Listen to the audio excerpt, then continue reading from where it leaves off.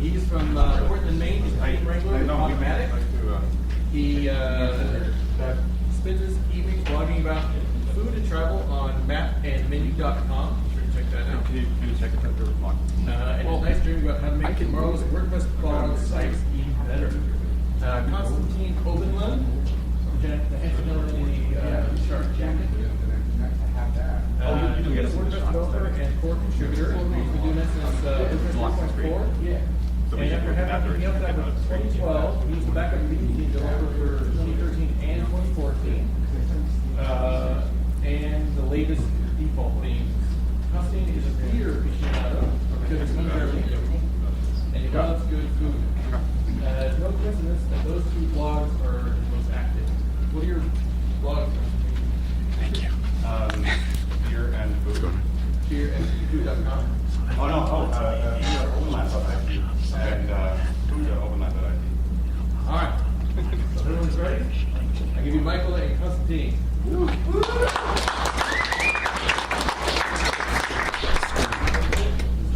I'm trying to get the screen going. Okay, in Oberland in the morning, in the afternoon. Do you want to do the camera? More or less. We're not in the morning anymore.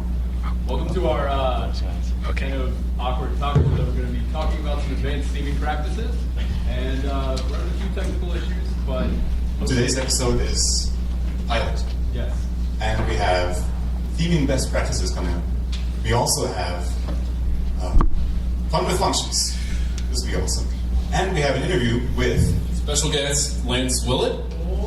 and yes, I know you're excited about that. And all you ever need to know about the customizer more. That's what it's coming up to. We're still having difficulties.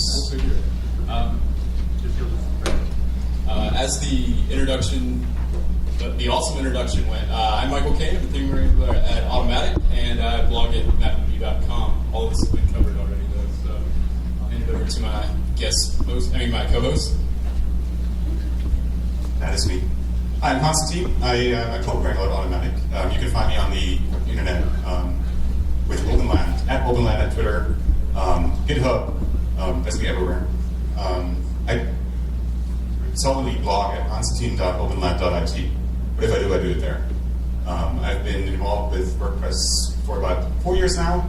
I joined Automatic a bit over a year ago. I helped out with the development of the last 3 default themes, 2012 to 2014. And with the last couple of themes, I was a theme developer on those projects. I have been contributing to WordPress since 2009, I believe. Yeah. And first thing we're going to do is we're going to try something out. So we have a slide coming up that looks like this. Yeah, this is not working. Come on. Yes! Yes, applause. Even if it's weak like that, we'll be happy. When there's a little applause for WPTV. Yeah. And we come straight to our first section of today, which is theming best practices. We're still working on the audio. Okay. Theming best practices. We're going to cover some of the things you should know about theming. A little bit slightly more advanced, but if you kind of ignore them, your theme will suffer. And so we're going to run through a couple of these things, and then we'll move on. So I think first up we have. Yes. Sorry, Some more explanation. What we're going to do is we're going to play roles. So I'm going to be a new theme designer who just created the most awesome theme ever. I think you can relate to that, right? The most awesome theme ever. And I'm going to tell Kane all about it. And he's going to be the wise old theming sage. And he's going to let me know what I still have to learn. These roles are slightly reversed because normally Konstantin is the one who knows everything and I'm the one who knows nothing. So it should be fun. Okay, first up, so I'm that theme developer now, right? So, Kane, dude. Tell me about your theme. My theme. I created this awesome theme, and I did some research before I did that. Before I started, I did some research. I found a starter theme called Underscores. I looked at that, and I was almost there. It was pretty good, you know. It was not perfect, but it was pretty good. Things that I... What's wrong with it? Yeah. Well, I was looking at archive.php, for example. So I have this example right here, archive.php, and they have some weird functions there where they pass strings to a function and the same string is just being returned. And I don't know what that is all about. So I removed those functions. I kind of optimized the template because now, we have less function calls. It's going to be quicker, it's going to be faster. And I just aggregated everything into one string with the variable information about the author or the date or or whatever. So I had a huge performance improvement just based on that. So I'm a little worried that you may have removed underscores translation string functions. Translation functions. What happens now when your hot new theme that everyone loves? It's awesome. It is awesome. Yeah. Looks great. Yeah. And there are a couple issues. Yeah. What happens when it gets downloaded by a non-English speaking WordPress user and they switch over to their native language? Do you get something like this? Yeah, you see? Like tagged with, posted on, share this, like this. I feel like you're missing out. WordPress has these fantastic functions that help with internationalization. You pass them a string, you pass them a text domain, and they will compare it to the translation files that your users are going to add to your theme because they love it so much. And one day it's going to look like this. Boom! Look at that. Smooth user experience all the way through. I mean, that's how I'd want my theme to perform. But you're the hot new thing on the market, so go for it. All right, maybe you're right on that. I'll look into that. Tell me more about your theme. Okay, I have one more. Inline scripts. So I'm a bit smarter than everyone else because I know that with Google Libraries, you have another performance boost. Because people, use the same script over different websites. They have a cache already, so it's just there, bam. Yeah. So I just go and include jQuery from Google. I don't need anything fancier than 1.9.1, so I'll just use that. It's going to be cached. It's going to be super fast. And also Google Fonts, they're free. They're beautiful. It's Open Sans. 2012 uses Open Sans. So I'm doing it right. I mean, even the default theme uses that. So I put it all in the header so that it's available throughout the document. It's blazingly fast, and now it's your turn. So my only question here would be, what happens when another plugin comes along, it needs jQuery, it properly enqueues jQuery, and It just enqueues itself. Another script, for itself. yeah, but then you've lost all of that the performance from having using the CDN for the Google's library, and now you're loading two jQuery libraries, and you can have conflicts with deprecated functions. And we love Open Sans. I mean, it's all over WordPress these days. But I think there's another function that can help there. WP enqueue script, WP enqueue style, will allow you to properly enqueue both the jQuery library. I would suggest using the jQuery that rolls with your WordPress deployment because it'll always be the most recent one. If you really need that Google CDN, there are plugins that will allow you to properly switch out the default library with the CDN library, and then WP enqueue styles, which will allow you to enqueue that Open Sans so that when the next person comes along and finds your themes, like, man, this theme is amazing. I'd like to make a child theme off of it so that it looks a little better, but I really don't like Open Sans. I'm more of an Open Serif guy, so I'm going to dequeue his style and then enqueue my own style. I'm more of a serif man, myself. So I'm going to dequeue his style and enqueue my own style. And if you've done it properly, those child themes out there will just proliferate. Well, if you do want to mess up my great theme, sure. Maybe you have a point there. Maybe you do. Tell me a little more about your theme. Okay, so my theme, not only blazingly fast, super flexible. Super flexible. I have 12 layer options. You can have 12 different layouts for your homepage. Yeah. I have a ton of page templates. I have you have custom link colors that you can set. All the colors in the spectrum. Just use it. I have, if you want to use it as a magazine theme, go for it. I have options for that. Block theme, sure. Everything can be done. That's super flexible. So my question would be, how are you implementing these? Are you implementing them via the theme options page? Sure, yeah. What else is there? What else is there? There's this thing called the customizer.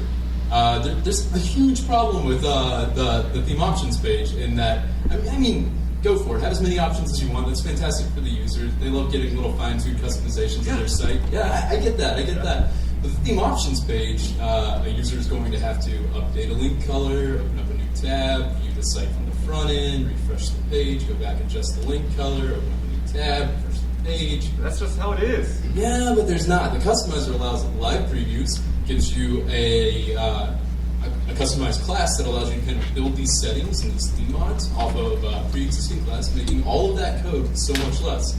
Take, for instance, 2011's, just the code for the 2011 link color setting that's done through a theme options page on the left versus the exact same functionality moved over to the customizer.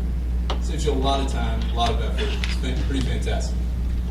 So you're saying it's less work for me and a better experience for the user, is that it? That's exactly what I'm saying. More importantly, if you stick around, we'll go to a little deep dive on the customizer and I can teach you all about it. Sounds pretty good. So I have one last question with all these awesome options. How are you handling the data validation and standardization here? What do you mean? I mean, I use the settings API. So if I randomly put in some weird values into your settings, I could possibly break your site because you're not accounting for all of the thousands of different ways that these millions of users for your awesome new theme are going to try and customize it. You mean I have to take care of that myself? Yes, you do. So there's this great thing called data validation, and WordPress has a number of handy functions that will allow you to validate your data and prevent users from breaking things. In fact, there's another 2011 example that I'd like to just run past you, or have you run past me in this situation. Okay, so this is me now not being that awesome theme developer anymore. But myself. We have a small example about data validation for you. When you look at 2011, it uses the settings API to. Can you make it bigger? Text.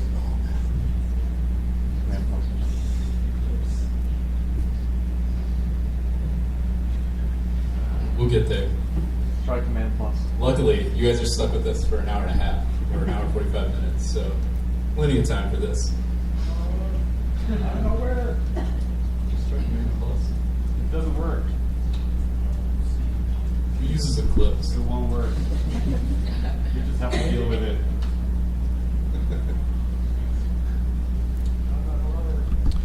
Upper right-hand corner. Upper right-hand corner. Keep going. Keep going.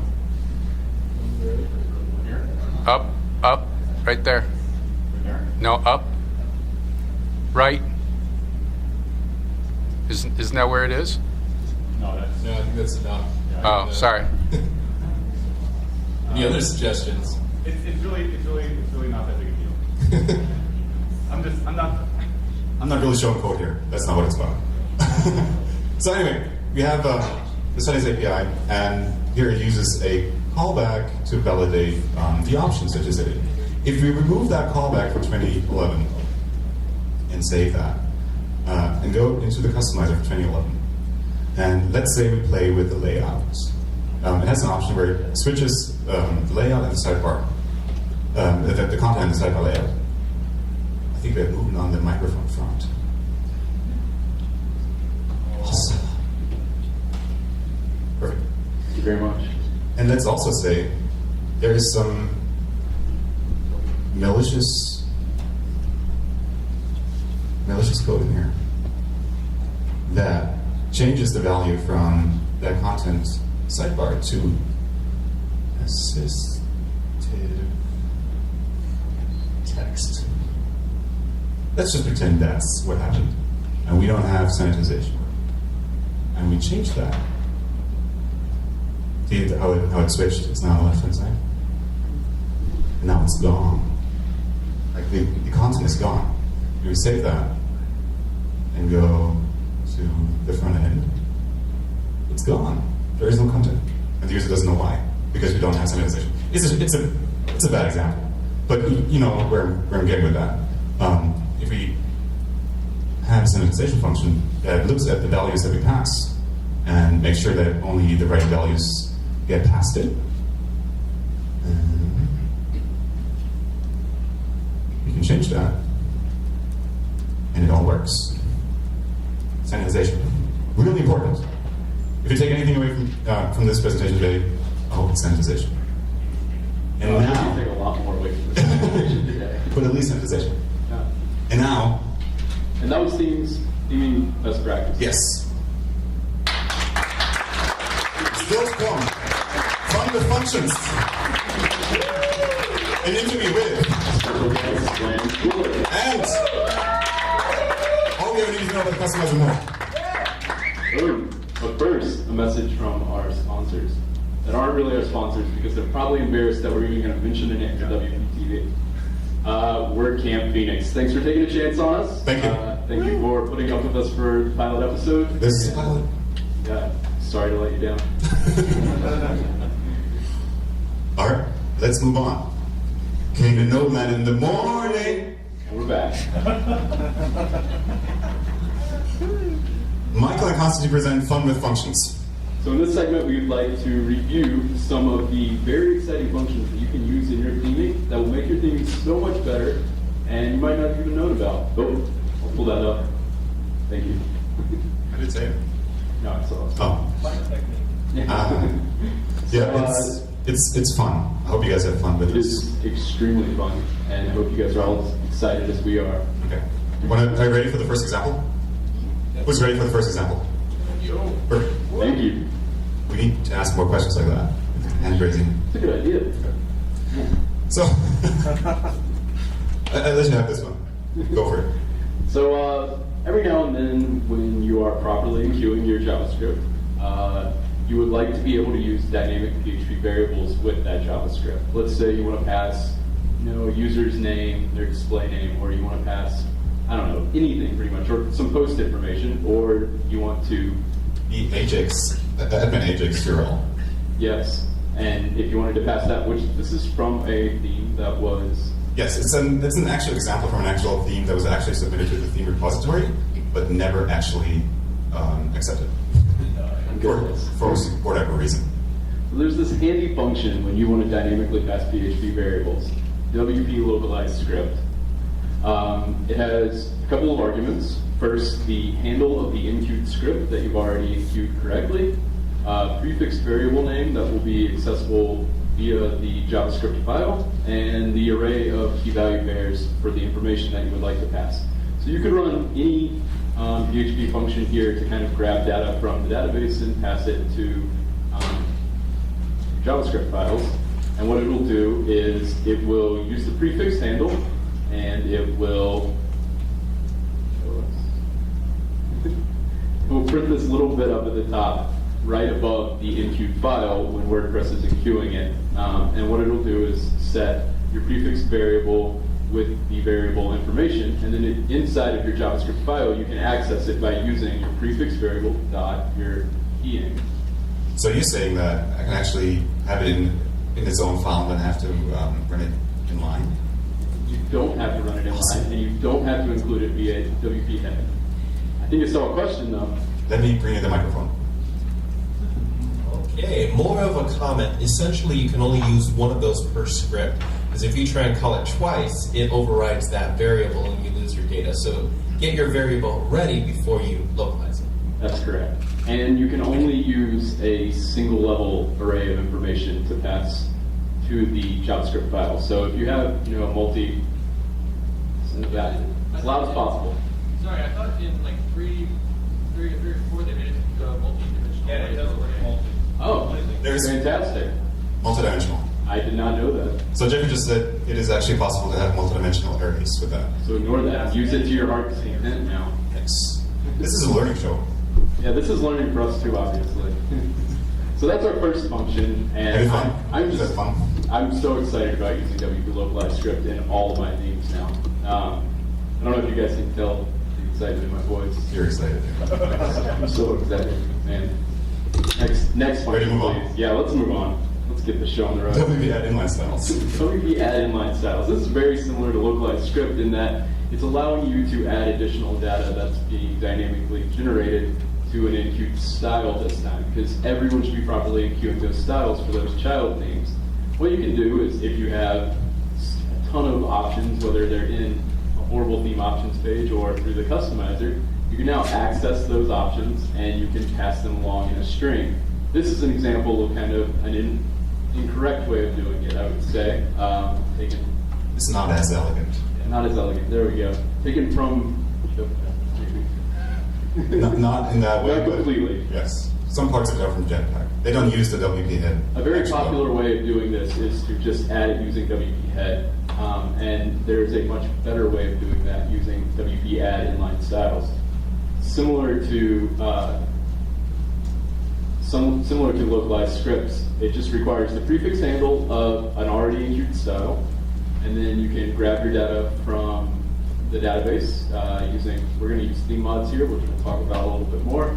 Set it up into a string with your CSS selector and properties, and then use WP add inline styles with that prefix handle from before, and your string of styles, and then always add it on WP enqueued scripts. Always. Always.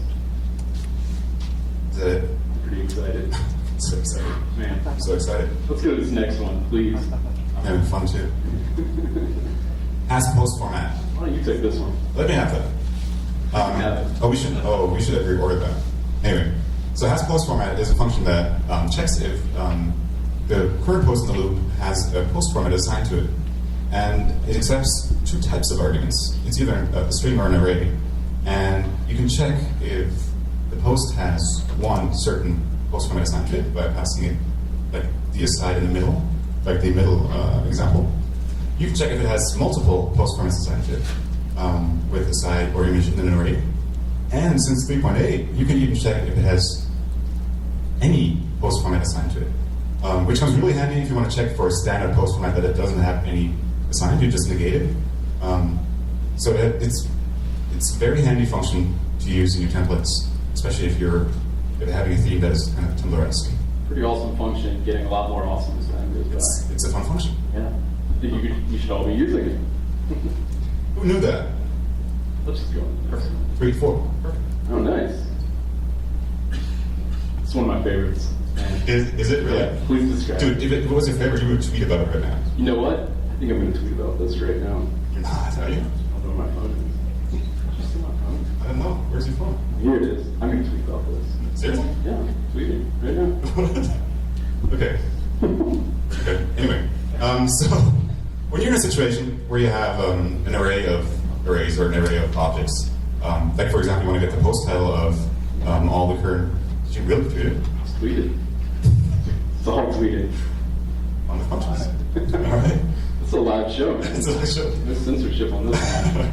So anyway, you would have it for each loop and loop through all the posts and get the post title, and that's pretty hideous because WordPress has WP list plug and does that for you. Here's all of your looping for you. Everything. Wow. It would really clean up my functions file. Totes. Wow. Totes. Man. So what it does is you pass the array or the object that you need to plug, and the key or the property that you want, and it returns an array of with those values. You're fine right there. Awesome. Man. You guys excited? Very stoked. Anyone? Yes. Okay. Oh, is this a new section? This is a new section. You snuck this in on me. I did. That's a surprise. Oh my god, Surprise. I love this file. Yeah. Let's talk about it. WP includes /forwarding.php. And sometimes when I get bored at night, I just read through this file. And there's some great stuff in it. Really good stuff. Okay. If you ever happen to be bored, read through it. It's really awesome.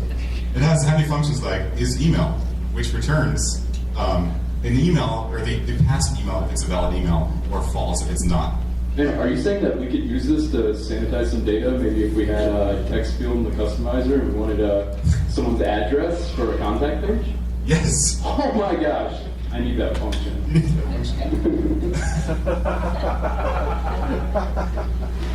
function. Or when you create that new awesome theme, right? And you're like sick and tired of the posted on date, you know, for each post, and you want to mix it up and like use like relative times, like Oh, you know, so- 2 or 3 days ago and a week ago. So like 35 seconds ago when I tweeted on Twitter, and it said 35 seconds ago, Yes.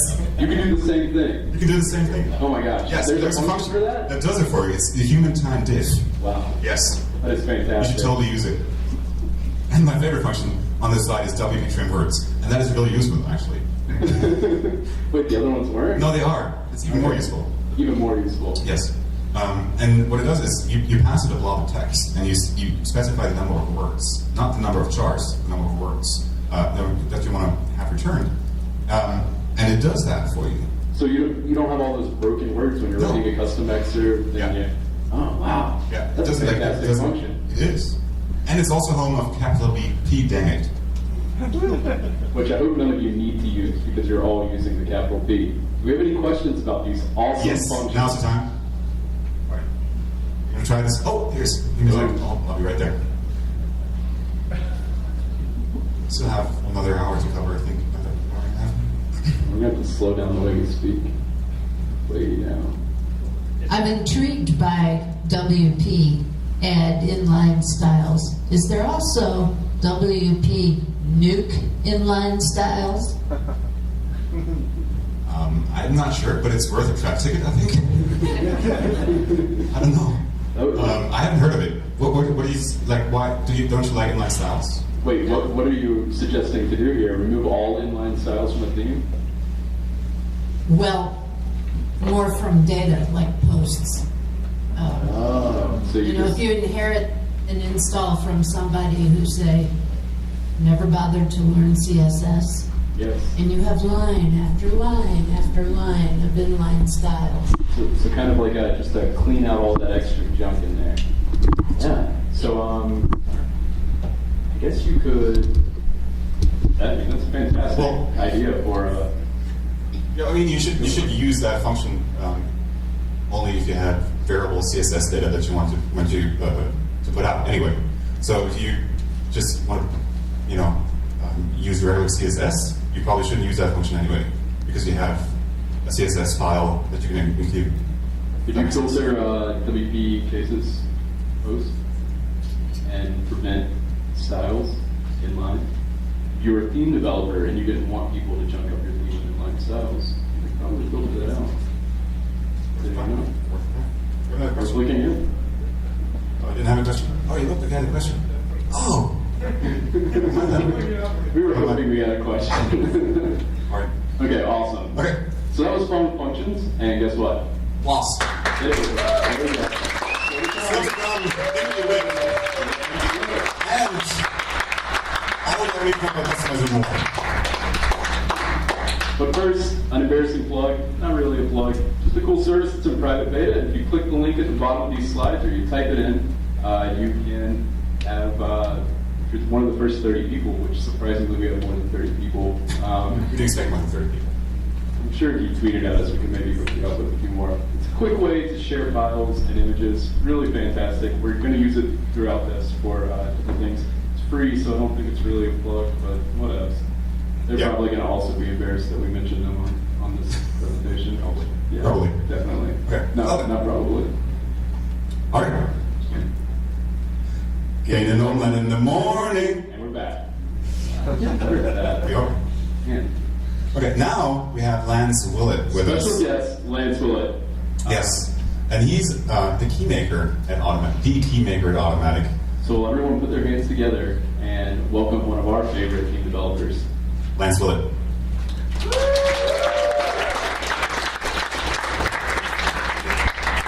So in Arizona, this is how we get in our chair. The right to move. It's called the Cowboy style. All right, Lance, let's start off. Tell us about yourself. What do you do? My name is Lance, and I love names. So all you do? I also work at Automatic with these two fine gentlemen, and I'm a theme wrangler as well. And I lead a group of about 24 people in 3 different teams. And everything we do relates to themes and customization. So if you go on WordPress.com and play with custom colors or design, custom CSS, launching themes. We also deal with like new user experience, so when people first sign up, so a little bit of fun stuff. And I've got a great question for you. If you were stranded on a desert island, what 2 movies would you take? Don't answer that. What is your involvement with WordPress default themes? So I don't have a teleprompter. Was I supposed to talk? Oh, there it is. Nice. Joking. So I first got involved right around the time I got hired at Automatic, which was early 2010. And the 2010 theme, which was revolutionary because it had been 5 years since Gutenberg. I didn't launch it, but I helped fix bugs and merge it to WordPress.com. And we had quite a few bugs that happened there. We brought back to form. In 2011, same thing. I was sort of the WordPress.com merge / helper to fix things. And then in 2012, I became the project lead and sort of shepherded from A to Z, start to finish, as well as 13 and 14 now. Both of those. Man, I've got another great question. Portland, Maine, or Portland, Oregon? Thanks. Just a quick follow-up. How did you become the project lead on those themes? Like, how did that work? So I think Matt asked me, and I said this. At the very beginning, it was only 2 people, Ian Stewart and myself, working out Automatic as the theme team. And so it just kind of fell into our laps, because nobody else was working on it. And Core didn't actually have a theme sort of curator or representative.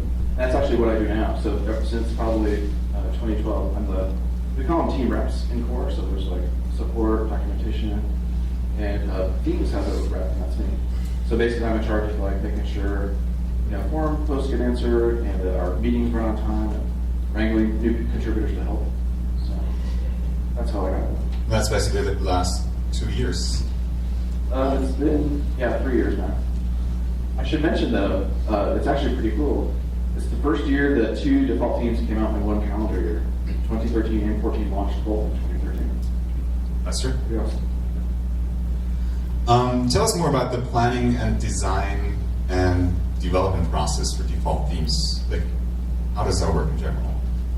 So it's interesting. It's actually pretty similar to most projects. So, like a typical web design project, you start out with design concepts. You maybe do sketches. You look for inspiration, or you start out with a concept or key features, and then you work into coding it up. So you implement, then you test and launch. So, but it's more complicated than that. But it follows a very similar, what we're all familiar with from freelance or client projects. In this case, the stakeholder or the owner of the project is Matt Mullenweg. He kind of sets the vision. So he'll give us like, let's make it playful, or let's make it CMS, or let's make it magazine. Very high level, and then from there. I should mention there's 2 different kinds of default things. So one is from scratch. So that's where Matt and a designer will go in private, like whether it's Skype or email, they just riff on these ideas before anyone else sees it. The other kind is where we take a theme that already exists in the community. An example of this is Kirby with 2010, Duster with 2011, and Further, which is 2014. In those cases, there was already a theme.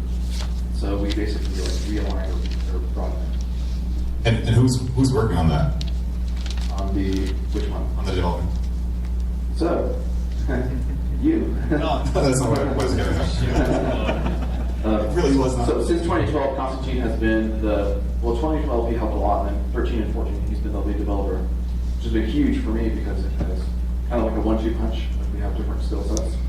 But also, since he came from the community, it's a great way to involve other contributors because you can say, this is where I started, and you can do it too. So it's a great way to bring in newer people into the project through themes that may not be as comfortable committing to. That's actually where I wanted to go with that. Especially, Little plug. especially, we had 2 great experiences at WordCamp San Francisco and WordCamp London recently. You want to explain on that? So at WordCamp Phoenix is one of my first contributor days, and typically it's I think it's this Sunday, we're going to have a track along with the business track. So if you're here on Sunday, please come if you're interested. But basically, a contributor day is where people get together and we look at tickets, or if you're a brand new contributor, we have a quick tutorial. What's a patch? What's the version? How do I install it on my computer? And what happened in WordCamp San Francisco, I think it was 2012. I showed up at the venue, and I thought, we'll have like 2 or 3 guys, right? And maybe one person tests on their iPad, and one person on their iPad. I thought it'd be pretty small scale. We had 17 people at a table. And I looked around and it just blew my mind. All these people are helping us make this theme better. And then recently with 2014, we were in London. And it was the same thing. I thought, oh, it'll be 2 or 3 people. We'll get some few patches done or something. But I think we had to kick people out because we were over the fiber code for the building. So unfortunately, it was the team about it because they didn't RSVP. That's not true. Oh, okay. Custom did. Gotcha. But what was neat about it was that we tested on like Kindles and Android and Windows. It was a much broader experience than I thought. And that's because we involved a much bigger group of contributors through those work camps. So I got one more question for you. The Mexican food around here is. No. Sorry. How do default themes contribute to theming trends and best practices? So I think whether we intend it or not, people look at the default theme. I know I did, right? When I was a beginner, I just looked at that time it was Classic, I think. And then Kubrick came out and he was like, wow, I'm just going to tear this thing apart. So I think people do that, and I still do that to some extent. I use them a lot as a reference. So they do drive best practices just because people are going to use them as they're going to copy them, drag code around. The other thing is that it does drive out new features in WordPress. So an example of this is in 3.6. How many people, when you write a theme, you look at your functions file, it has this huge amount of code just to make a comment list, like OL, UL, it puts out comments. Who has ever written one of those or seen one of those? They're crazy long. So in 3.6, we did a bunch of work to make it so that core output HTML5 markup, and the theme could get rid of that entire function. So that's a way that we're pushing. And search form. If you use searchform.php in your themes, please delete that file. Core actually outputs HTML5, even with placeholder attribute and everything. So that's one of the ways that we're driving forward, I think, is sort of putting the best practices into the theme so people can actually see an example of how to use it. It's not just a codex page, it's not just a tutorial. It's actually a workable theme. Awesome. So I've got another good question here. What are some of your favorite theme development resources? Okay. So I kind of look at default themes as an example. So I think of a writer and they have like a thesaurus on their desk, right? Like a well-worn dictionary. I think of the default themes like that, like they're just my buddies, they're around on my desk and I've looked at them over and over. So that's definitely a resource. Another resource is a starter theme, like underscores. There's a bunch of other ones out there as well. Use that as if you need inspiration on a code snippet or just how to get things done, grab that first. But there's also a bunch of good blogs. If you don't follow Justin Todlock or auto.wordpress.org, or auto.wordpress.com. I think so, in autopress.com. Autopress.com. Follow those guys, they'll do very in-depth tutorials on things like the customizer that we're going to talk about. But the codex actually has some good information. Some of it you have to sort of parse through, like it's a little bit dense. That's why I prefer to look at what actual theme implements the codex, or the examples, rather than just reading the codex. Also a shameless plug for Theme Team. We have a blog called Theme Shaper. We do some kind of light, sort of inspirational, but we also do longer tutorials as well. What about the theme review guidelines? Oh, and plugins, I forgot. So, kind of those well-worn plugins that I like to have as resources. Theme Check, which is if you're going to submit a theme to the WordPress directory, I believe it has to pass that. So use Theme Check and do the checks yourself beforehand. There's also log deprecated notices, which tells you if you have older functions. It just puts an alert. I think in the admin, there's also log deprecated notices extender, which puts it up in your admin bar. Debug bar and debug bar console, the IP scanner, Monster widget. Has anybody used Monster widget? So what that is it's a super cool, it's a widget that you just drag one widget over and it puts every single widget known to man into your sidebar. And it's really cool for if you have a theme, even if you're looking at somebody else's theme, drag Monster in there. And it's a good way to kind of stress test it. Circling back to default themes, if I were a developer wanting to get involved, started with helping out in developing default themes, where would I start? Where would I go? come to WordCamp. And come to the contributor day more specifically, because we can talk about what goes into it. There's 3 big things. So if you don't follow the Make WordPress sites, so make.wordpress.org, there's everything from UI to accessibility to themes. Follow the core one, because every time we have a new cycle, so the core project goes in cycles. So a typical software project, there's betas, release candidates, and launches. Well, when we're in that kind of ramping up to the next cycle, it's a great time to get involved, because you can start coming to the meetings. So follow Make Core, and then just sign up with your email. You'll get notifications when we do kickoff. So say 2015, right? If you want to work on the new default, you can get an email and say, hey, we're having our first meeting, and here's the date and time. And the second way is in IRC, which is the chat client, the chat protocol, that the core project uses. So there's 2 there, WordPress-dev and WordPress-themes. We kind of use the themes one a lot for the default themes. And it's kind of fun to even just to lurk in there to see what people are working on. You don't have to participate unless you want to. But that's where we kind of do the actual project itself, like fix bugs, who's going to work on what. And probably the third way is WordCamp contributor data, which I mentioned. But also just follow people like Openlog and Kane on Twitter. They'll probably talk a lot about the new default names right now. It's awesome. I will drop my bad question, my bad joke, and I will ask you the real one. What do you think the future of WordPress theming and default theming in general looks like? So what it will be, or what I hope it will be? Both. Cool. So I hope it'll be simpler. I think the themes have gotten, along with the rest of front-end development, has gotten kind of code-heavy and complex. Lots and lots of keys, libraries, all this third-party stuff. I'd love for the default theme to just be like super simple, like a blog. But what we've kind of decided is every other one will sort of be, one's more CMS-y, one's more bloggy. So we're kind of blocked. 2014 is pretty complex. It has featured content, it has featured images, it has a bunch of layout stuff. Maybe the next one could be just pretty simple. But in terms of trends, probably more mobile, more CSS preprocessing. I think we're talking about that a lot this week. SaaS and less, and things like that. More workflow-oriented tools as well, like making themes faster to develop. Underscores help, and other starter themes like Loans have helped with that, so that it takes all that front work out of it. If it's a client project, you're working on just their stuff, not all the guts of the team. And probably the other trend that I'm really excited about is more JavaScript driven. So things like loading the page without having to do a full page refresh. Has anybody seen collections from the Theme Foundry? If you haven't, check it out. It's a theme that's built on Backbone, the JavaScript library, and it doesn't do a lot of page refreshes. And even if it's not actually faster, it feels faster.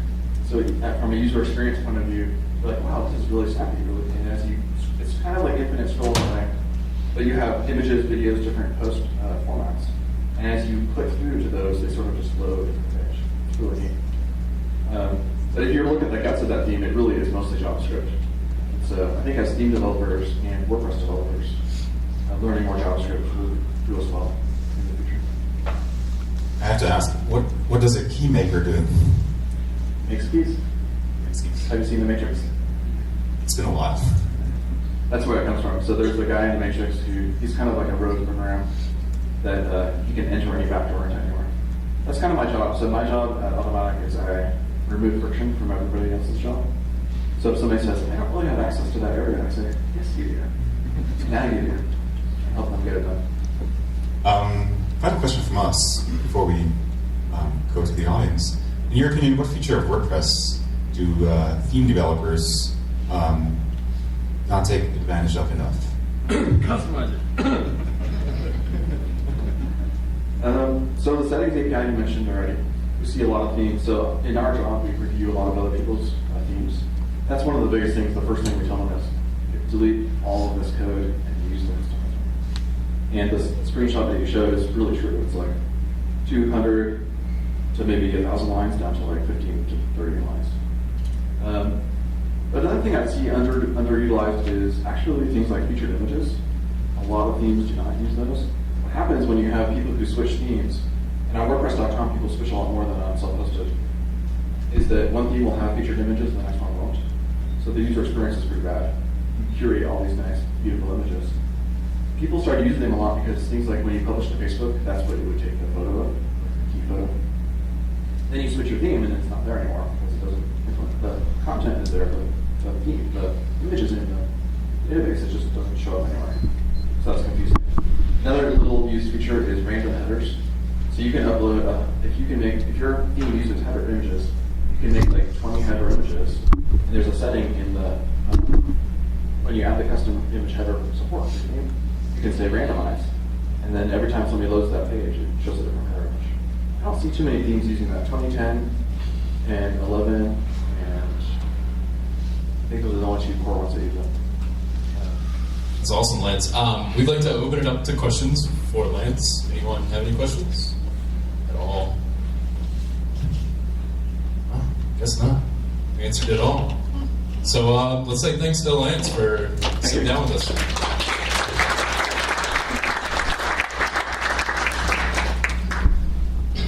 Oh, keep it coming.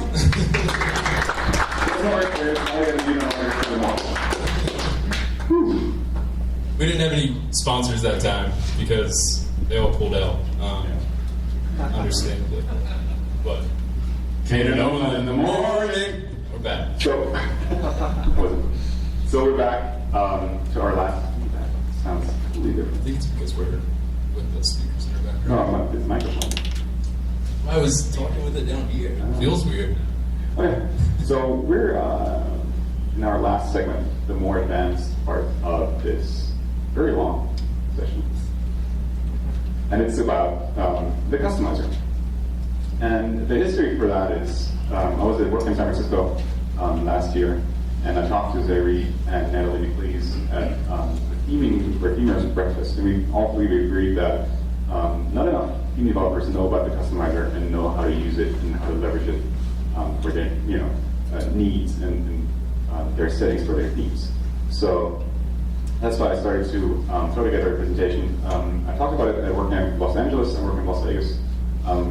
We did a 3-hour workshop together at WordCamp London in November. You thought this was painful.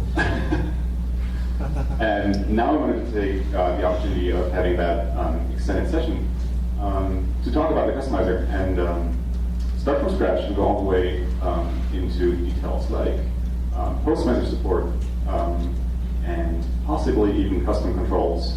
And if that is information that sounds foreign to you, then you're perfectly right here. How many people are familiar with the customizer, use it in their themes already? Awesome. Perfect. So that's a small number of you guys, and hopefully the more advanced stuff we get into in the customizer will be information even to those people. I just have a quick question. Why did getThemeMod decide to, if the value is empty, just gets erased from the array? Why does that occur? It should not. I'm not aware that it does. Well, the thing is you can, and we will talk about that great question because we will talk about it later on. You can pass a default value that should be returned in case it's empty.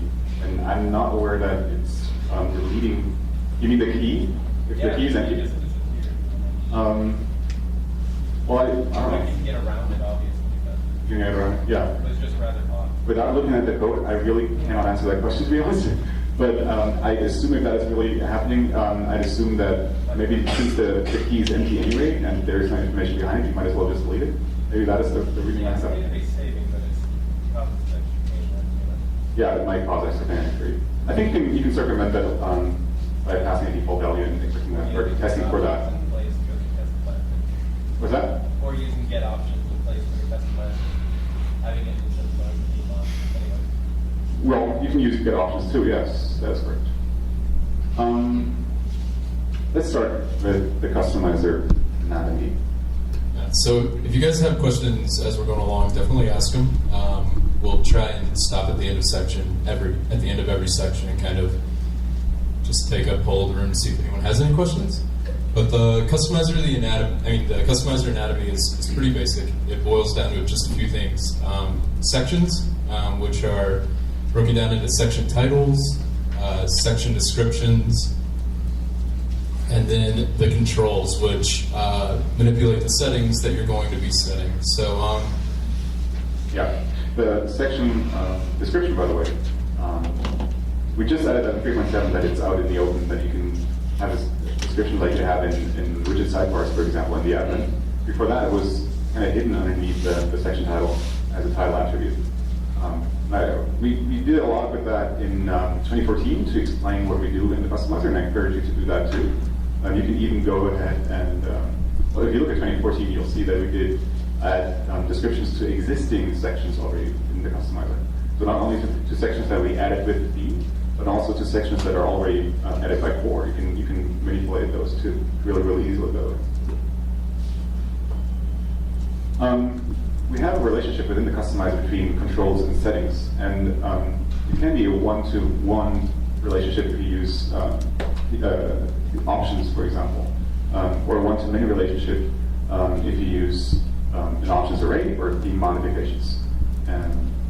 And so we have a control, which is essentially your input element, HTML, that controls the setting behind it and the value in the database for that setting. Yeah. And we just started talking about theme mods and options. Who here has no idea what theme modifications or theme mods are? Never heard of it. You all heard of it? It's fantastic. You all heard of it? You have not? Okay. In our London really workshop, quick then. yeah, in our London workshop, no one had heard of them at all. Yeah, when I was speaking at WordCamp Los Angeles, there were maybe like 3 or 4 hands that knew about theme mods.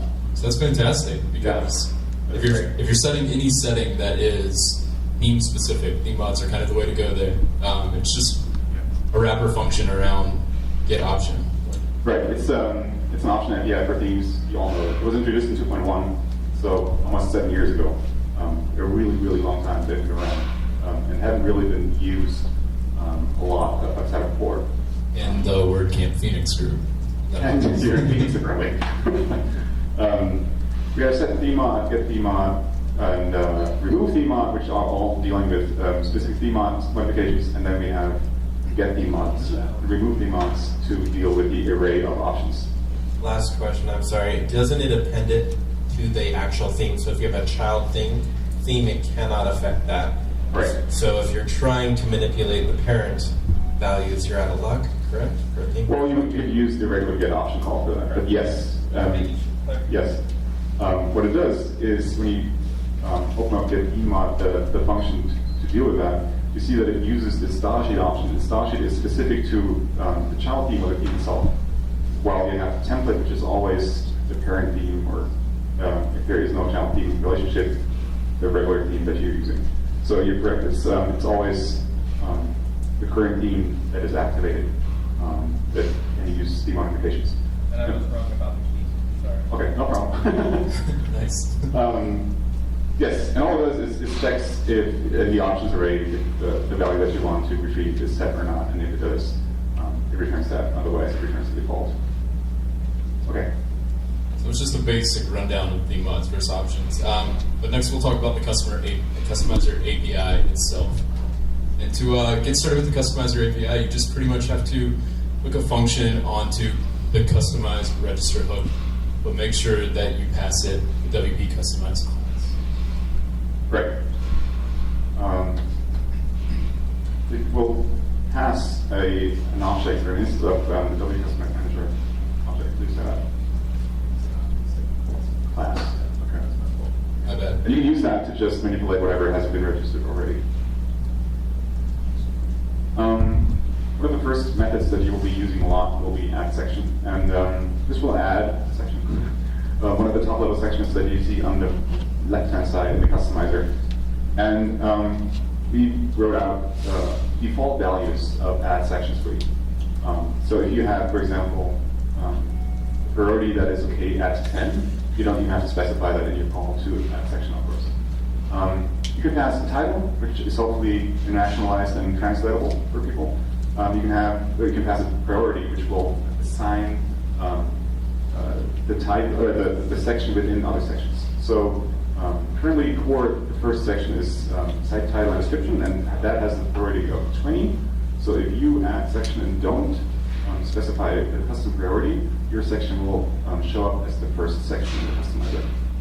At 2014, we used already 130, I believe, to be on the low end of it and appended to all other sections rather than prepended. You can pass a description. As I pointed out earlier, this is underneath the site, the section title and before the controls. Hopefully, this is also translatable. And then you have two arguments. One is theme supports, which can be an array or a string of functionality that a theme has to support in order for that section to show up. For example, the core uses that to query for support for a custom header to add that section for the custom header. So if you have a plugin, for example, and you want to add the settings into the customizer, you would query if that theme that is currently active does actually support your feature that you add with your plugin. And only if that feature is supported, then you will show the setting, the section for the customizer. And additionally to that, we have capabilities, so you make sure that the role of the user that uses the customizer has actually all the right capabilities and rights to make changes to that section.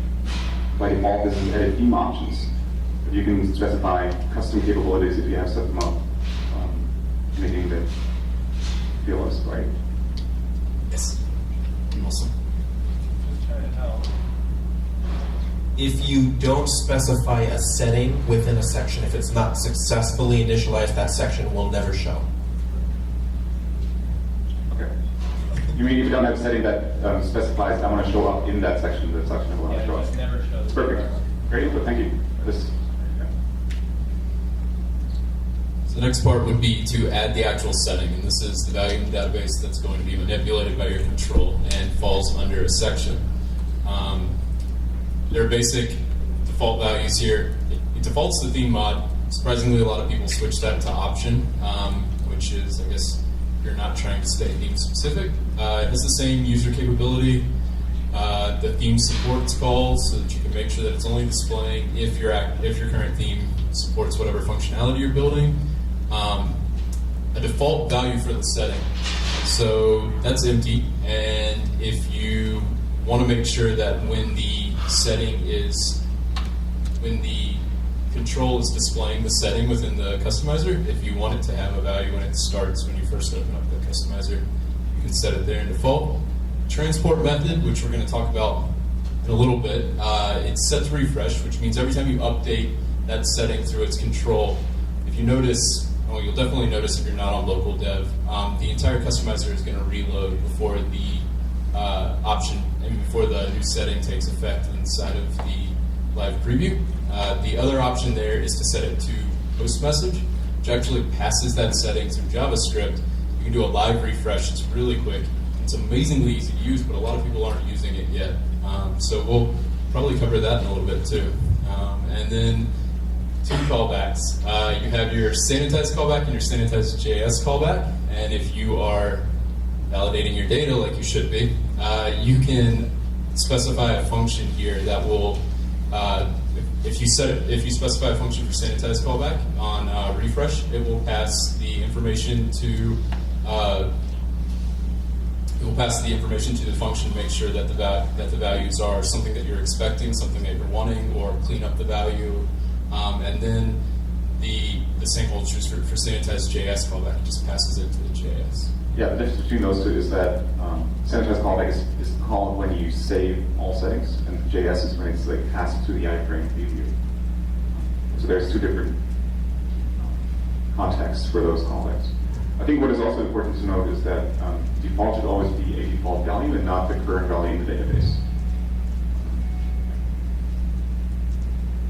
And also you have capabilities, I think you pointed it out already.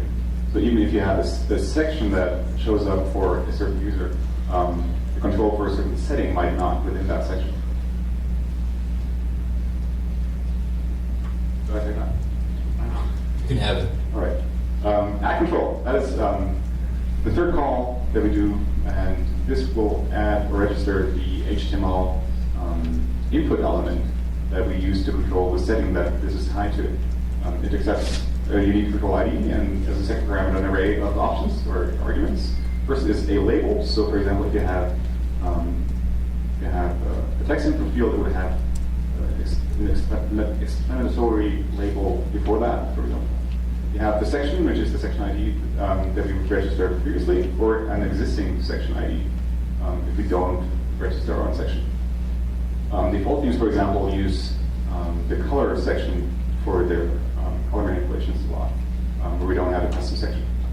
The priority, so that orders the controls within one section, so you can have a meaningful order with those controls, and a setting that specifies which setting this control is tied to and which setting it controls, basically. And then you have various types, and the default is a text input field. You can use a radio button, you can have checkboxes, a select drop-down, and very specific drop-down pages, which is something that Core uses. Probably not something that you will use a lot yourself. I found myself using it in situations where if you want to, like, you have a homepage promo area with, like, 3 little widgets or something like that, and you want to make sure that it's showing pages, it's just a really quick way to populate a drop-down of the pages inside the site. I do know that. Yeah. And then choices is an optional argument that you would pass if you have radio buttons or checkboxes, and that is just the different value and label pairs for those radio buttons or checkboxes. And notice that we're using translation functions here to translate any string that gets passed to the end user. Yeah. And always pass text image that is unique to your application. So does anyone have any questions of the major parts of the customizer and how you would get started with the customizer? What if you add multiple choices to a text field? What if you add multiple choices to a text field? How would you do that? Well, so, I mean, in terms of like the function itself, when you pass a type, you can say it's a radio, it's a text, it's a whatever, and then you have the choices parameter as well. And it's an array. So what if you give it multiple pieces of that array? Does it just freak out?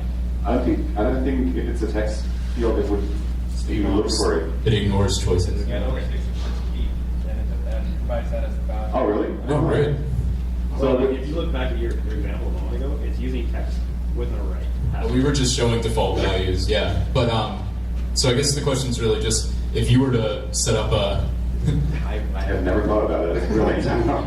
So you say it would use the first value and label pair for that. That's what I was thinking. But it already has a label that you're passing to the control. Probably overwrites them. I would bet that it just would ignore the choices. You find out? Okay.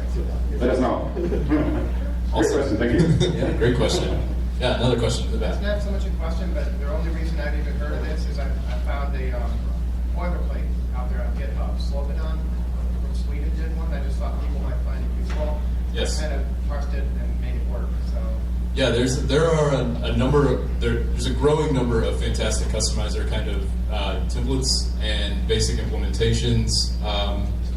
The default themes are starting to use more elaborate ones. There's the color choice plugin for 2014.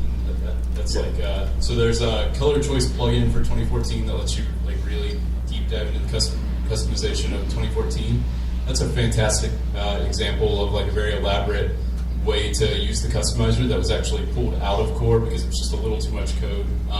And Otto with autopress.com, he's done some great tutorials that most people reference. It's like a series of 3. Most of the code that you see in those slides is from there. Yeah, so thank you. Yeah, there are some fantastic places to get more information. Yes? It works on everything but checkboxes. Works on everything but checkboxes? Yeah. So what about radio? Does it not? Radio works perfectly with the radio. I don't know why. Interesting. Checkboxes flattens the array with only one value. You can multiply. Oh, you're saying if you pass a multi-dimensional... Yeah, if you do key values it says. Okay. Checkbox will just go to 1, no matter what. Interesting. That's where I was getting at. So there's multiple text areas. We got text fields too. Not text field. Not text field. So the radio select. Cool. Various spots. Fantastic. So we'll do a little bit more talking about the customizer here. And yes, so we talked about using theme modifications for it, and as you pointed out earlier, you can also use get options or the get option syntax for it. And if you would do that, this is how it would look like. You would have the settings argument, and as a value for that key, you would have the option name and in square brackets the key of the option array, more or less, so that the control knows where to put the value of the setting.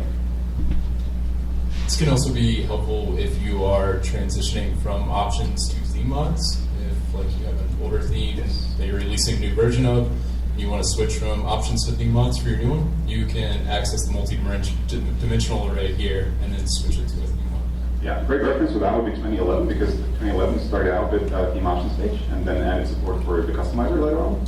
And so you can see in action how you can merge or move those option pages into the customizer based on what 2011 does.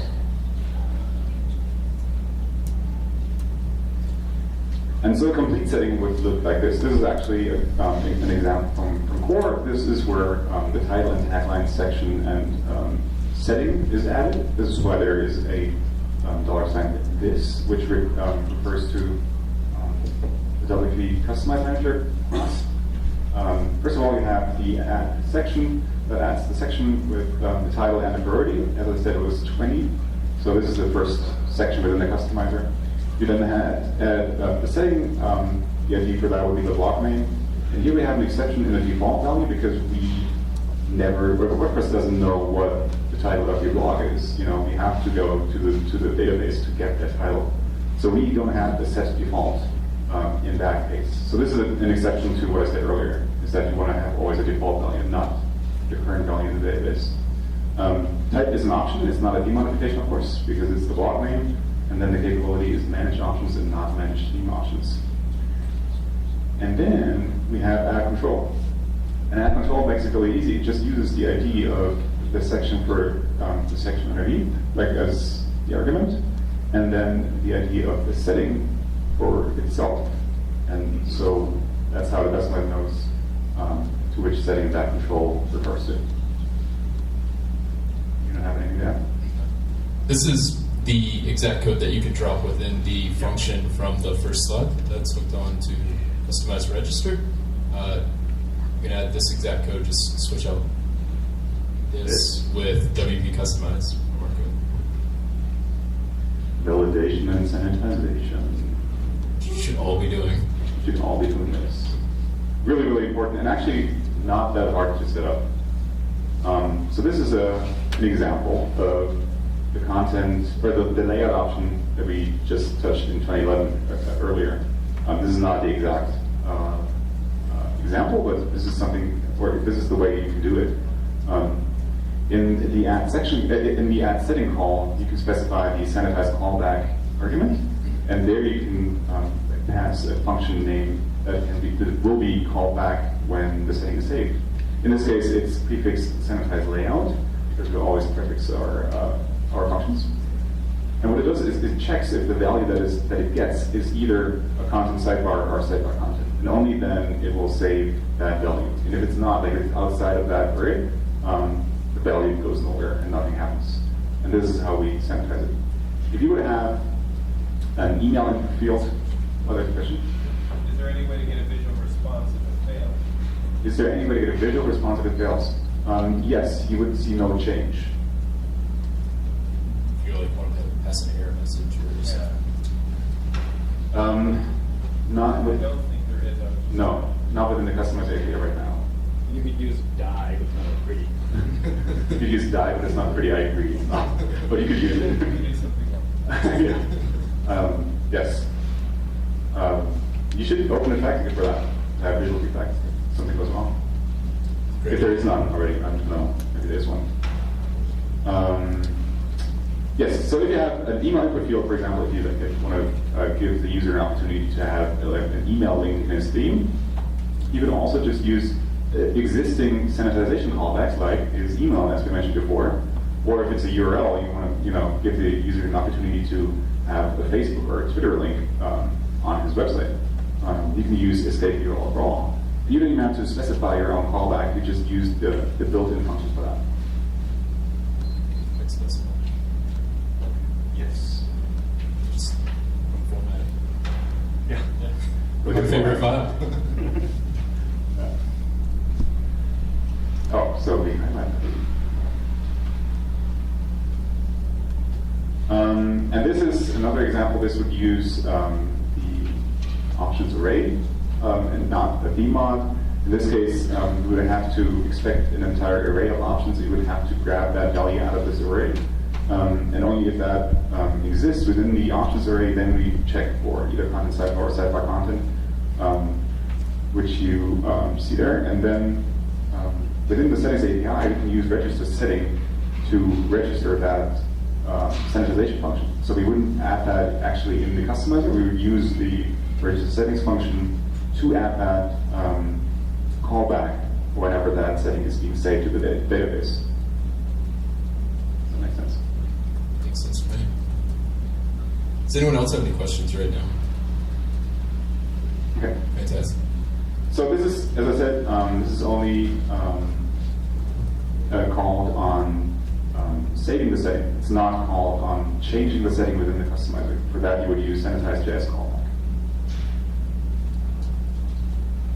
Transport methods. That's what we briefly covered when we were just introducing the settings. But transport methods are how your settings are updated in the live version of your site that's off to the side of the customer. I'll break out real quick and see how to look at how that might look like. It'd be fantastic. So I have this theme called the Bootstrap. This is a plug. It's the best theme on Extend right now. It's just not a lot of people know that. And so to illustrate to you the difference between refresh and post message, when I add a menu to this menu bar right here, it will call a refresh, and it will take a little while. So look for a refresh up there. So that's how long it took. Not very long because it's on localhost, but it was noticeably. If I remove it, it takes a while to update that video. So this is refresh. So think if you had like a very large page with like, or if you're making changes to your index and you've got like 10 blog posts and full of images, and every time you pass a setting, it has to refresh the entire page. It's going to be a very slow process for your user, and they're not going to love it too much. Right. Whereas with post message, it goes instantly. So you have changes instantly, basically, in the preview. Inverse that, add the site name, remove it, change the color, boom. And that's just all with JavaScript and post message support. So that is mainly the big difference. It's a huge experience improvement for the user. And not very complex to implement. I think our next slide will begin to talk about that. Yeah. So to get started with post message, you just switch the transport inside your add setting call from refresh the default to post message. Yeah, we do that in the default themes. We grab existing settings that Core sets up and actually retrospectively add the post message support. For the reason because Core does not really know our theme. Core doesn't know if we mark up the site title, for example, with an H1 of the ID site title, or if it's a class site title, or if it's a class of title, or, Core doesn't know, so it can't do that. But we, as theme developers, we know our theme, and we can add support for that. And so that's what default themes do.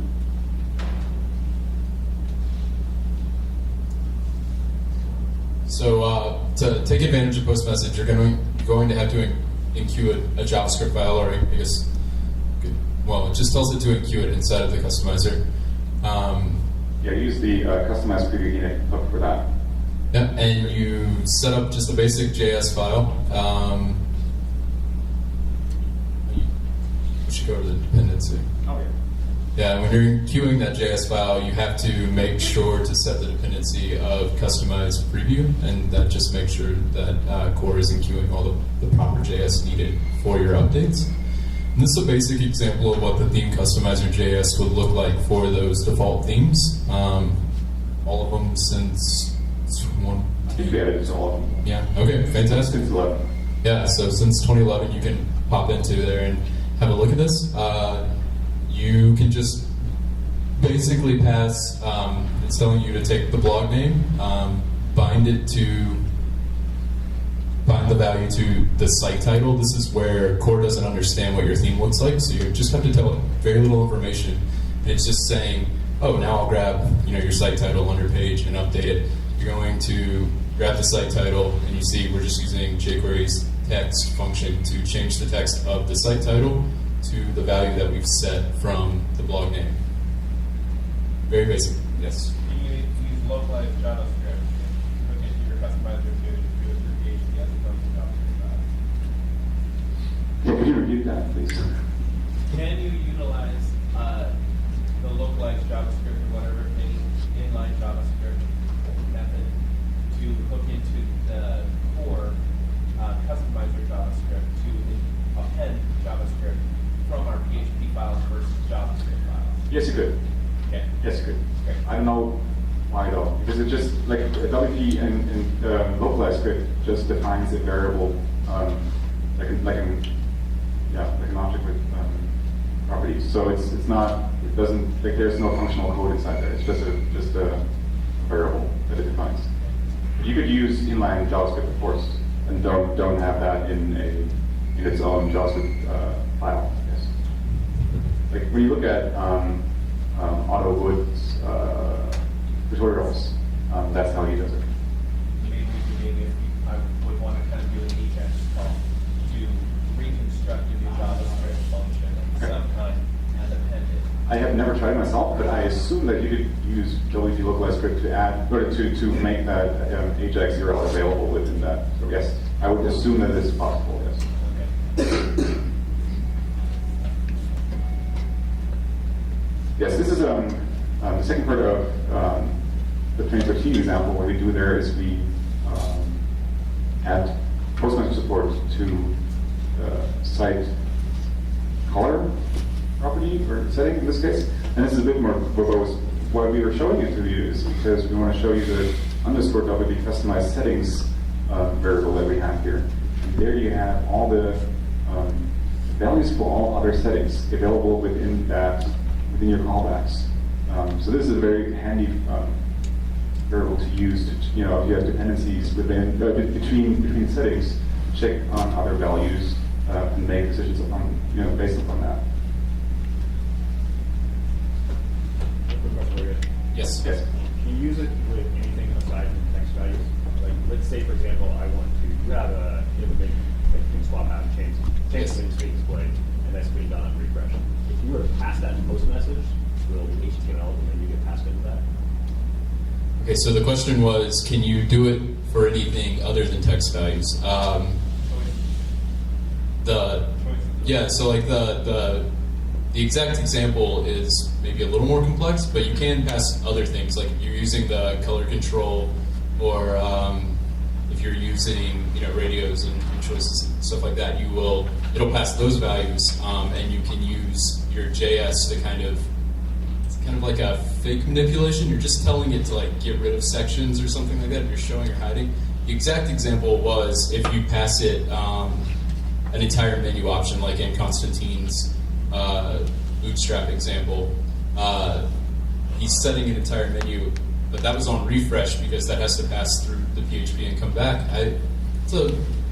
You pass like a JSON object, for example, and then do the rendering on the JavaScript side? Right. Basically replace the block page. I assume not. I assume that, I don't know exactly, but I assume you would get strings from the customizer. All you'd have to do is on your phone, just an Ajax, right? Or that, yes. That would solve the whole problem. Definitely. So you just pass basically the idea of the menu and do an Ajax call. Yes. Yes. So that was the point of the question before was, can you use localized scripts to pass it additional information like that? And you could pass it the Ajax call. I had never done this before, so this is just an educated guess. This is actually really great because kind of the goal of doing the more advanced customizer talk is that the more we talk about it, the more people will start to use it, and the more people will start to do kind of in-depth things, and the customizer in general will improve. So that's a great idea. Yeah, It'd be fun to hack around. All right. So one of the more powerful things that are left over are custom controls. So you have the defaults that are text, select, checkboxes, and radios. But let's say you wanted to do something like a color picker, uploading an image, a background image, or a header image. These are all custom controls that are currently built into Core that you have access to, and you could use one of these within your settings, and you can actually extend. You can make your own custom control on top of that.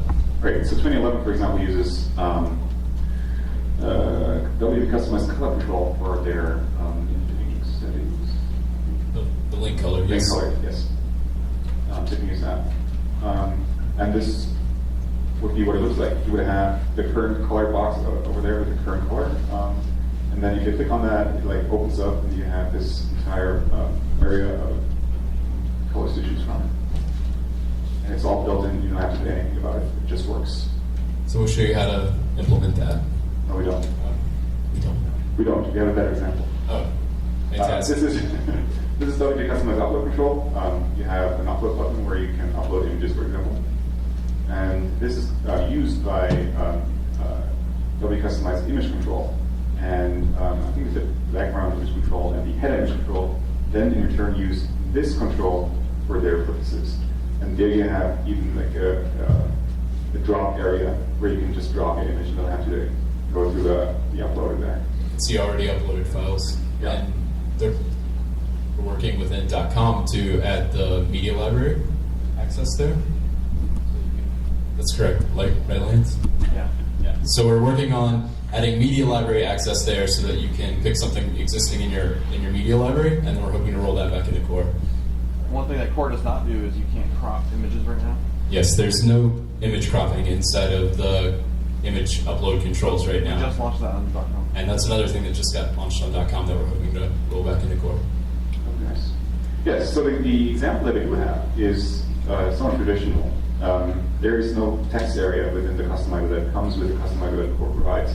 So this is like one of the old school examples for providing a custom control or writing your own custom control. What you do is you create a class and extend WP Customize control with that class. And basically you just have to specify two things. One is the type.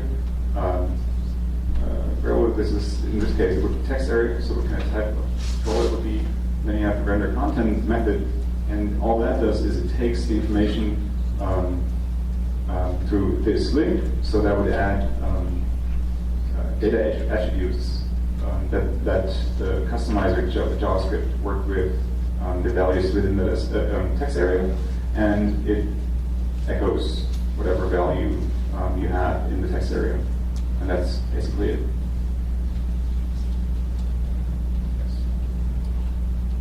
This is just an example of a very simple custom control.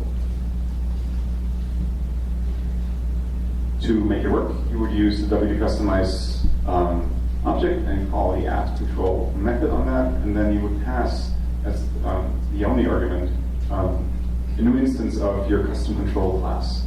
And in that instance, you will pass again the WP Customize Manager object, so that it can work with the values that are passed to it, and that it also has access to all those methods and properties of the WP Customize Manager. You pass the link color as the ID, and then additional arguments that would be used with that custom control. And that's it. Yeah.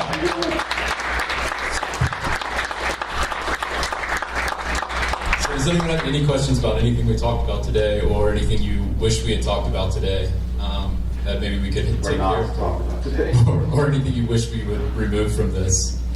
Like my joking questions for Lance. Do you really have a question? Yeah. Oh, Lance has a question. I'll repeat it. What's a bad example? So we talk about themers that have a ton of options. What's to stop them from putting all those ton of options right into the customizer? So the question is, if a theme has a ton of options, like young, impressionable, Constantine's awesome new theme, super fast, which is super fast. What's the downside of moving all of that over to the customizer? And currently, right now, the customizer, one of its biggest limitations is space. It's just, I would say that visual space. I would say yes, visual space. Like with fitting everything inside of it can feel a little cluttered, what's that one plugin that allows you to I don't customize? remember. I was thinking of that earlier. There was one plugin that would add like a behemoth amount of options, or a customizer settings for all the last 3 default themes or something like that. Yes, And I do not remember the name of that plugin. and you can change like everything. Like you Yeah. can do even maybe CSS edits or something in there. And if when you set up that plugin, I mean, it's a very powerful plugin. But when you set it up and you open up the customizer, you very quickly realize the visual space limitation of the customizer, because it fills it up with sections, fills it up with controls, and I think that's definitely a downside. Another limitation I would say would be settings that don't alter the appearance of the site. As soon as you don't have an immediate feedback, as you mentioned earlier, if you don't have immediate feedback, it's kind of odd within the customer because you expect it as a user. So if you have like an option to add Google authentication as a meta tag, this is something you probably wouldn't see on the front end. So that would be a bad setting to add to the customizer. I mean, you could add it to the customizer to save all the overhead of having to create a theme options page and stuff like that, but it would be a weird user experience to plug in some information and not actually see a live update. Any other questions? Yes?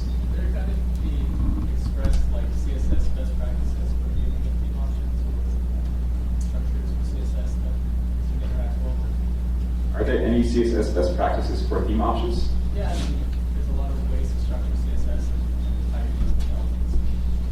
Do you mean They're doing that. changing CSS for the preview, or changing CSS for the how the customizer looks like itself? I guess the CSS is generated For the site? So that's one of the reasons that the 2014 advanced color selection was removed, right? Was because the outputted code, the CS selectors and properties, was very extensive. That's the one thing you have to, essentially, if you have a setting that's changing some of your CSS, you have to do every selector that will be affected by this setting, and then you're putting it in the head, which I don't know that there are any best practices. You see a lot of different approaches. You see people breaking it down one selector per line, and that takes up 1,000 lines if you have a very complex theme, or you see people try and compress it all into a single string of selectors, but that's very hard to manage if you need to go in and just pull out one link or something. That's a great question. I wonder if there's a better way of handling it. I think so. The plugin that we talked about was 2014 colors. I think that's what it's called. There you can see how we used to do it at times for 2014 while it was still in development. But yes, essentially what it comes down to is using WP add inline styles, for example, and having those changing values passed to that. Did that answer your question at all? Yeah. Perfect. WP and like a little path refresh. Yes, yes, refresh. You would not. Well, you would probably be able to use post message, but it would be hard because you would have to grab that CSS and replace it with the new values that is passed. Yes. So refresh is just way easier because you don't have to worry about that. But I suppose it is, of course, possible to do it also too. I think it's possible. Any other questions? Yes. I just have a general question. What would be your top 5 pieces of advice for developers? 5. Specific to theming, is that what you're saying, or just developers in general? In general, for WordPress.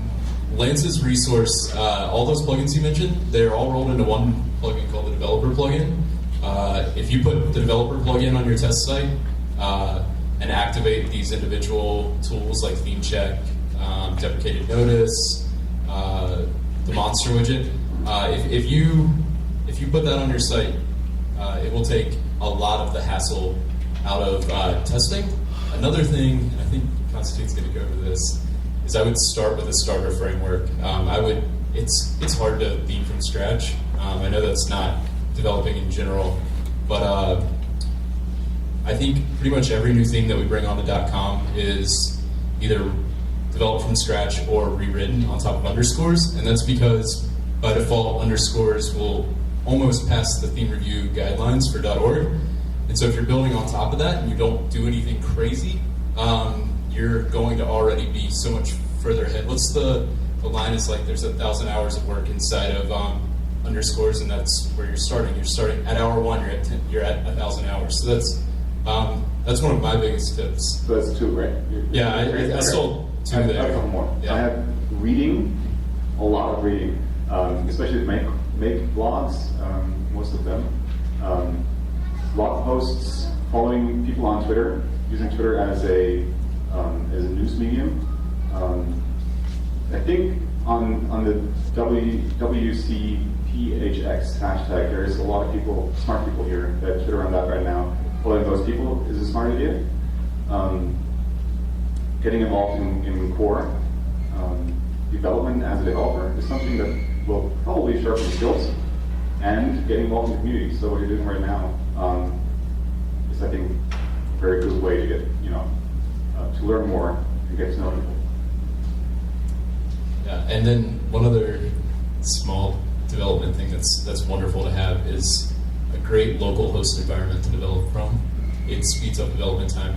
If you're just looking for a tip and trick, like local host developing speeds up development time exponentially. And there are a number of great resources inside of the developer handbook. There is a link to setting up either a Windows or Mac-based local development environment. So I would suggest doing that. And Siobhan McCown, she did an article on Smashing Magazine about exactly that, like the top pieces of advice of core contributors for new contributors and new WordPress servers. If you want to look that up, I think there's some valuable information there too. Kind of drawing on the getting involved in the community, I see some pretty brilliant WordPress minds in this room. Anyone else have some tips, suggestions that you guys use in your own development? It speeds things up. Yes. One thing, just being very comfortable with Codex. Yeah, the Codex is what sets WordPress apart from a lot of other platforms out there. It's all available, and every now and then you'll find one random page that doesn't have a lot of information, and you can actually contribute back if you learn about that function. But the Codex is a very powerful tool. Thanks. Yeah. Don't be afraid to ask questions. Yeah, don't be afraid to ask questions, because even the best of all WordPress developers had to start somewhere. So most WordPress developers are really good about giving back, and if you ask them, they'll help you along. I have 2 things. The first one's really similar. Don't be afraid to ask questions of people who you look up to, right? Yes. If you're working on something and it seems like a really stupid question, you can tweet really, really crazy smart people and they'll help you out. And if you get past that kind of hurdle of, well, it's Otto and he's super smart, I don't want to tweet him and bug him. Like, I've tweeted questions to like Nason and Pippin and had help on it. Yeah, the beauty of the community is because they're working with the community, their goal is to give back to everyone. So even when you have like a problem, I mean, like let's put that in context. If you're like going to bring them an entire project's worth of problems, they're probably not going to help you. But if you just have a question because you're stumped and you don't know what to do, you can put it out there. I'm a little biased, but blog about it. Like if you have your own blog about it, tweet out your question, and I'd be willing to bet someone that knows the answer, whether famous or not, is going to get on there and help you out. So I have a second one sorry. too. And this is really easy if you have a local environment set up, but don't be afraid to screw up. Yes. If you don't know how to do something, just try it, and if it breaks, well, at least you know that didn't work. Yeah, step back once you break something and just back it up until it's fixed again, and try something different. Break it again, step back, fix it again. Don't be afraid to screw up. Yeah. Any other questions? I think we're getting there on time, but we still have some time for We have questions. some time for questions, otherwise we're happy to end it. When is the next episode of this show?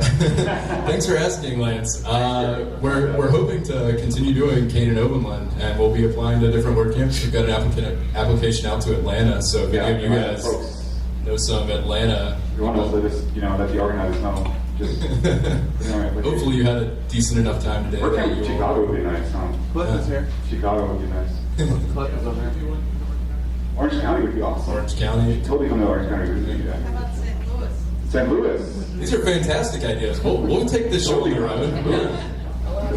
We'll work out the kinks. You guys won't be as awkwardly embarrassed as we are. So by the I would say by the 25th show we'll be decent, and then by the 80th show we'll be okay. Yes. So, yeah. By then we should start having followers, so. Yeah, that'd be fantastic. We have our own Twitter account.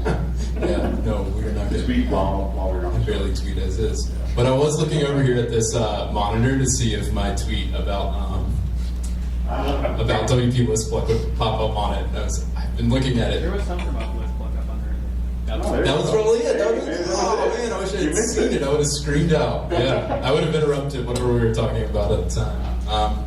Any other questions? I have a question. When is Work in Orange County going to happen? First week of June. Fantastic. All right.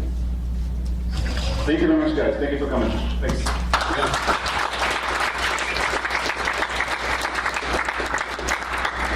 We'll crack on at 3 o'clock with Cliff Steele, who I think I saw something in the back. Over there, we're talking about Transient API and temporary caching. So I'll be back here at 3.